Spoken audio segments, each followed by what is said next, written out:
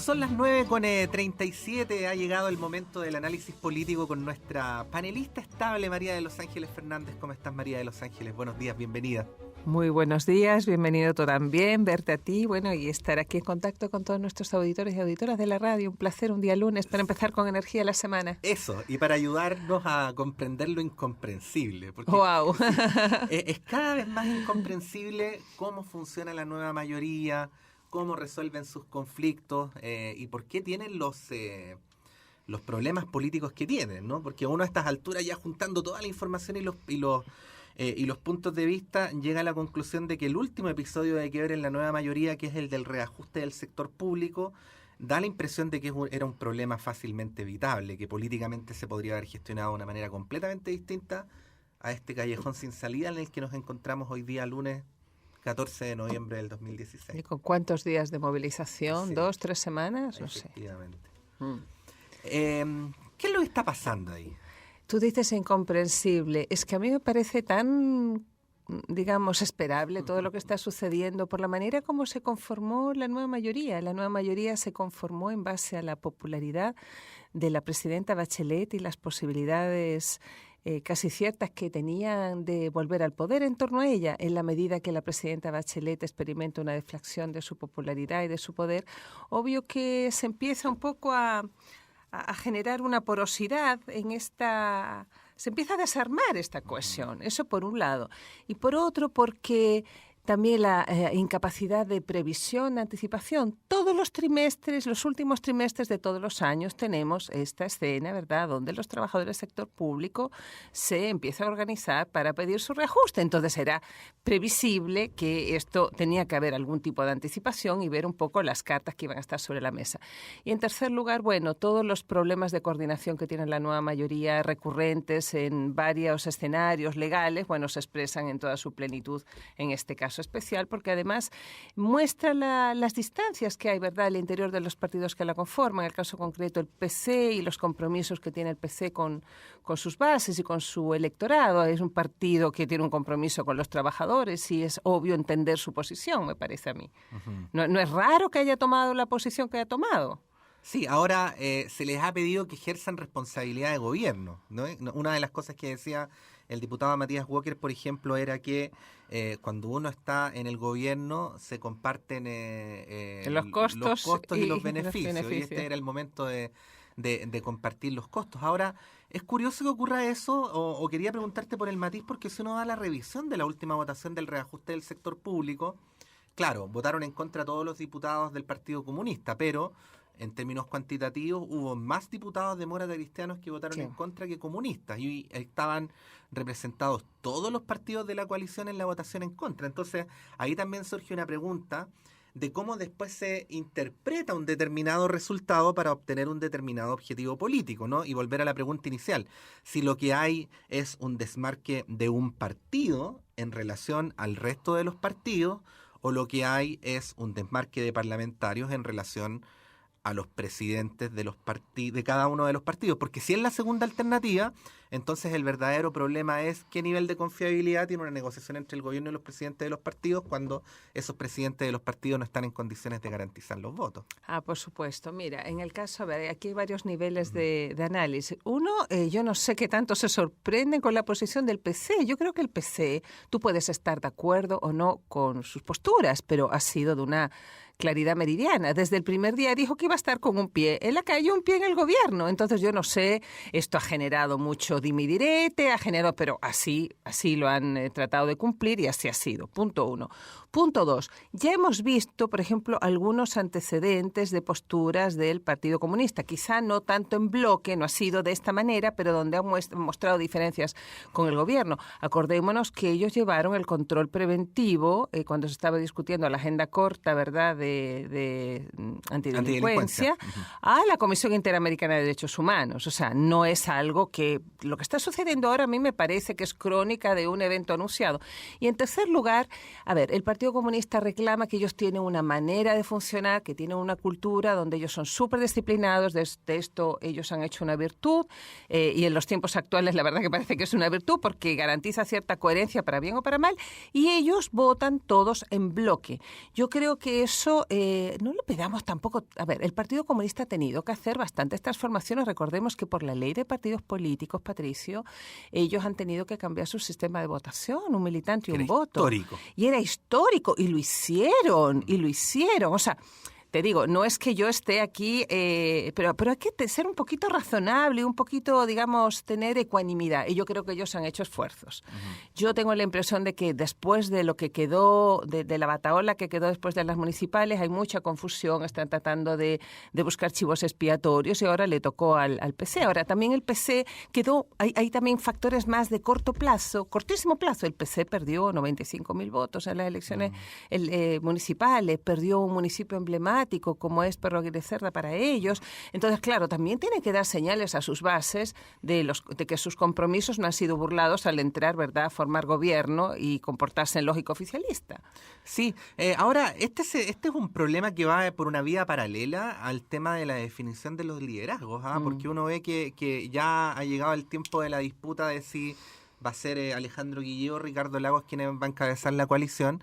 Y no sé cómo lo ves tú, María de los Ángeles, pero a uno le da la impresión que así como van las cosas, cualquiera de los dos, con las características, diferencias que tienen, se van a encontrar más o menos con el mismo tipo de problemas que hemos presenciado hasta ahora, si los problemas estructurales de funcionamiento de la coalición no se resuelven. Si es que aquello es posible, además. Claro, no, yo coincido totalmente contigo. Yo creo que los problemas se van a seguir manteniendo, porque además, a pesar de que, a raíz de lo que estamos viendo, algunas voces dentro de la nueva mayoría han dicho no, en el futuro inmediato para la próxima presidencial, primero el programa y después la persona que lo encarne. No, pero se están moviendo en lógica totalmente contraria. Se está buscando una persona, aquel que sea más competitivo, el problema es que no hay ninguno muy competitivo, y después ajustamos el programa, que normalmente es un menú, un checklist, una lista de lavandería, no son visiones muy comprensivas de país. Y claro, el problema que tú señalas de coordinación interna dentro de cualquier conglomerado, y a medida que tiene más actores ese conglomerado, más problemas va a tener, es algo que está ahí, que es evidente, va a existir para la nueva mayoría o lo que venga después de la nueva mayoría, pero también, Patricio, va a existir para la centroderecha, donde hoy día tiene muchos más actores adentro. ¿Por qué? Porque pensemos un poco cómo funcionó la concertación, porque siempre es el contraste, ¿no? O sea, una coalición que funciona 20 años con relativo éxito. Y uno se pregunta, ¿por qué eso sucedió? No sucedió porque tenían unos comités políticos bacanes los días lunes, todos nuestros auditores saben lo que es el comité político, y tenían un esquema de funcionamiento muy, digamos, afiatado. Los lunes el comité político, tal día se reunían los ministros con los jefes de bancada y tal día. No, era por otro tipo de factores que fueron desapareciendo a lo largo del tiempo. Al principio los factores de contexto, pues, Patricio. O sea, teníamos fuera a Pinochet como comandante jefe del ejército, los enclaves autoritarios. Eso ayudaba mucho a la cohesión interna, lo que estaba sucediendo allá afuera. Todavía había miedo, había temor, los ejercicios de enlace, el boinazo, lo que recordemos todas esas épocas, hace que estés unido. Luego yo creo que dentro de la concertación, lo que fue la convergencia del humanismo laico y el humanismo cristiano se construyó en base a todo, a la convivencia conjunta en el dolor y la persecución, y se generó un ánimo societatis, una convivencialidad muy especial. Pero que no llevó... o sea, no es solo institucional, es fuertemente generacional, personal. Es generacional, sí, no es traspasable. Pues te digo, son condiciones especiales de la época, son, si tú quieres, mecanismos más informales. Y no olvidemos el famoso partido transversal, que desapareció con el primer gobierno de Michelle Bachelet. Entonces, claro, todo eso ha desaparecido, que de alguna manera generaba galvanización, unía. Y bueno, y llega además, hoy día esto se ve exacerbado, creo yo, por las condiciones de estilo y personalidad de Michelle Bachelet, que no es de trabajo muy colegiado, que, en fin, que tiene este sistema quizá más secretista, más de compartimentalización, que es absolutamente un contrasentido, Patricio, con relación a lo que se dice hoy día para todo tipo de organizaciones, que hay que trabajar en equipo, que la diversidad y todo eso, bueno, para el gobierno no corre.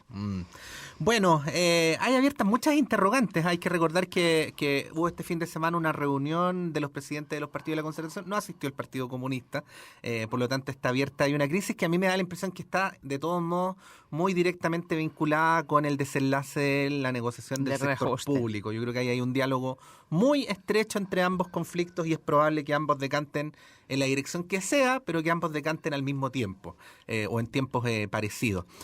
María de los Ángeles, quería aprovechar tu presencia acá para tratar otro asunto que nos parece crucial. Entre las muchas actividades que realiza María de los Ángeles Fernández, es la presidenta de una organización que se llama Hay Mujeres, que se dedica a promover la presencia de las mujeres en el debate público, es decir, la igualdad de género en el debate público, en una situación que es muy adversa, ¿no? Entonces quería que conversáramos este tema esta mañana, María de los Ángeles. ¿Cómo lo ves? Yo sé que tienes a manos algunas cifras de cómo se da la situación en Chile y de cómo cada vez que escuchamos a alguien hablar de algún tema con propiedad, es altamente probable que sea hombre y no mujer. Así es, con propiedad o a veces sin propiedad, Sí, pero claro. igual el hombre está allí. Digo yo con la investidura. Sí, con la investidura, efectivamente, claro. tienes razón. Sí. Mira, qué bueno lo que tú me estás preguntando, porque justo venía escuchando en la radio, Patricio, que tuvo lugar una nueva versión del Festival Puerto de Ideas, que yo diría que es una de las, eventos o iniciativas más entusiasmantes, más energéticas que tiene lugar en Chile, junto con otros que pasan, como el Congreso del Futuro, ¿verdad? O la Feria del Libro. Nosotros tenemos varios hitos en el año donde se congrega mucha gente. Y alguien me mandó por Twitter la información de que en el Festival de Puerto de Ideas había 82% hombres, 18% mujeres. Y eso que es organizado por mujeres. Sí.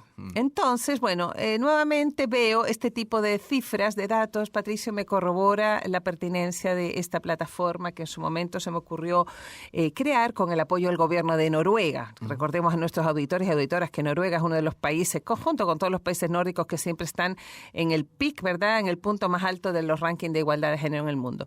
Y esto sucede porque efectivamente las mujeres rompen la barrera de acceso a la esfera de lo público. Habemos cada día más mujeres en el mundo de la educación, en el mundo del trabajo, etcétera, pero eso no significa estar con absoluta propiedad en la esfera pública. Y en la esfera pública hay una dimensión muy importante que tiene que ver con la construcción del debate y de la opinión. Hay tantas definiciones de democracia, pero hay una de ellas que dice que la democracia es un régimen de opinión pública.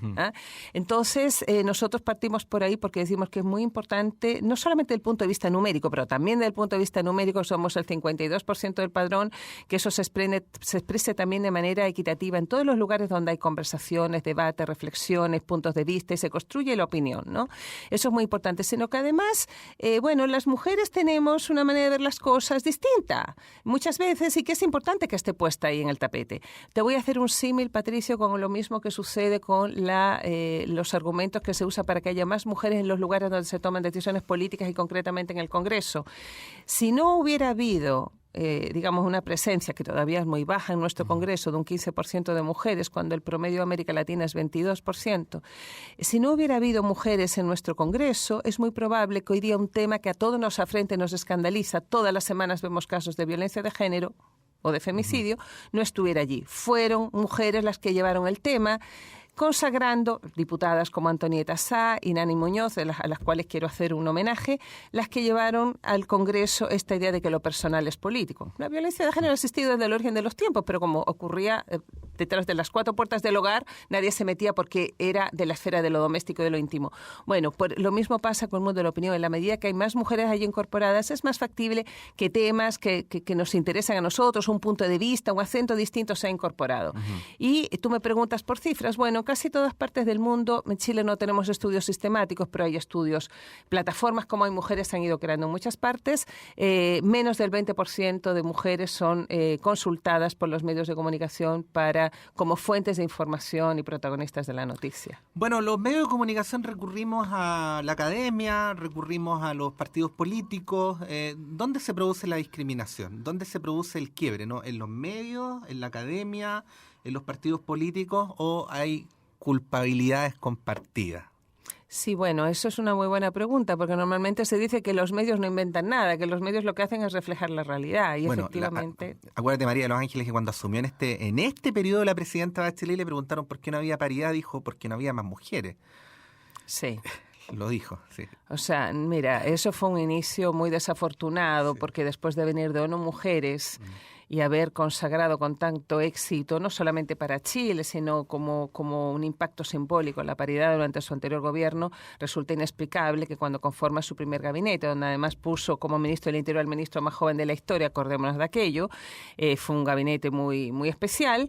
Ella dice que le hubiera gustado concretar la paridad, pero no pudo porque no había mujeres y seguía siendo una deuda del país. Yo me lo he preguntado muchas veces, yo digo, ¿cómo es posible que siendo la persona con más poder en ese minuto de Chile, ella diga que no se pudo y que sigue siendo una deuda? Porque si son los partidos los que te entregan nombres para conformar el gabinete, no es posible que los partidos digan que no hay mujeres, porque hay muchos estudios que demuestran que la mitad de la militancia son mujeres. Uh-huh. El problema es que, claro, las mujeres se van quedando en el camino, ¿verdad?, por todos los factores que sabemos. Las mujeres están en las bases de todas partes, de todas las actividades sociales, pero la cúpula se hace angosta y normalmente están los hombres. Uh-huh.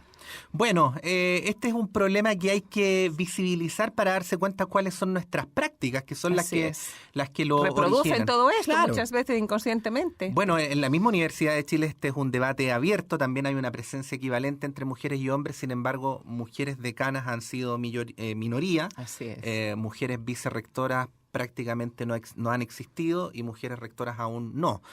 Por lo tanto, estamos ahí todos empujando para que este cambio cultural se precipite lo más rápido posible. Hemos querido tratar este tema también esta mañana. Patricio. Ha sido el comentario de María de los Ángeles Fernández. Gracias. Gracias. Muy buena semana para todos.